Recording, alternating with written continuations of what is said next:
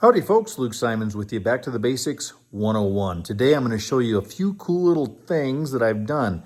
One, if you have a wrecking bar, okay, a wrecking bar, not a crowbar, a wrecking bar that is broken and they all kind of broke in the same spot, I'm going to show you something cool today. And another thing, this is not a hidden secret really, but it was hidden to me and it's a game changer. Organizing your toolboxes. So real quick on the crowbars, that's a healthy crowbar, okay? Right there. That's a healthy crowbar. But when they start to get wore out a little bit, they start to look more like that. And eventually, they look more like that, okay? And eventually what happens is this gets weak here and it breaks. Or it's so bent and it keeps bending and it's really no good. But this part of the bar is still relatively good, okay? Just this is the problem. So we'll just slip on over here, and this is what we got.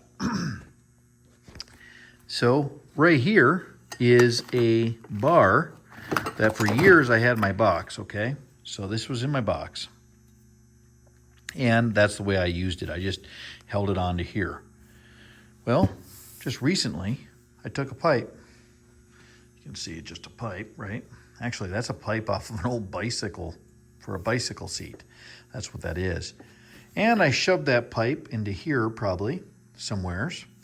And I just did some old rancholitis welding. And there she is. I've got a handle. And that's a real persuasion bar right there. That is a really nice persuasion bar. Same concept here. This one here had a bend in it. And yeah, I shoved that one back into here, welded that all together, painted it up. And you also have a persuasion bar here. If you have a wrench or something, you can just kind of stick it in there and you have some real persuasion. So that is something cool you can do. Here's another old, this is part of a different style of an old wrecking bar. And the same end broke off. I haven't done anything with that one yet.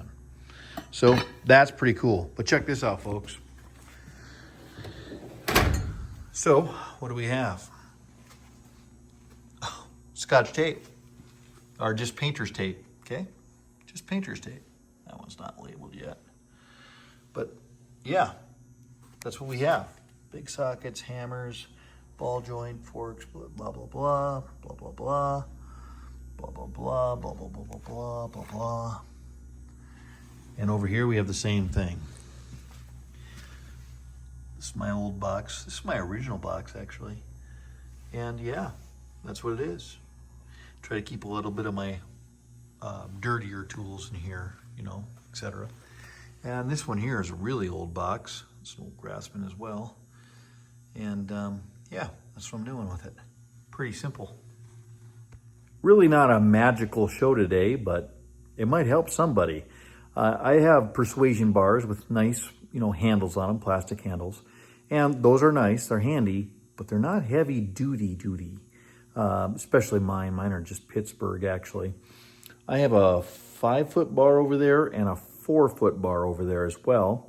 Old oil field hand-me-downs, I suppose, of garage sales or whatever they are.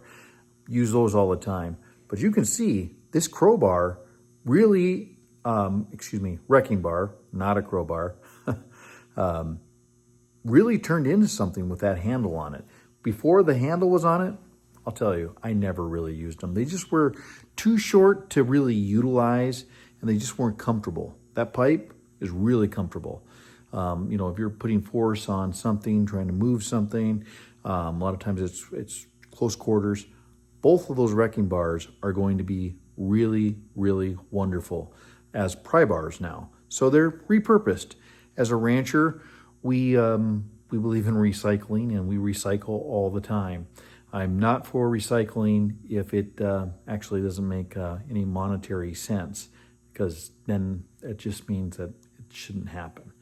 But folks, I love you all. This is Luke Simons. May the Lord guide and keep you. Until next time, happy trails.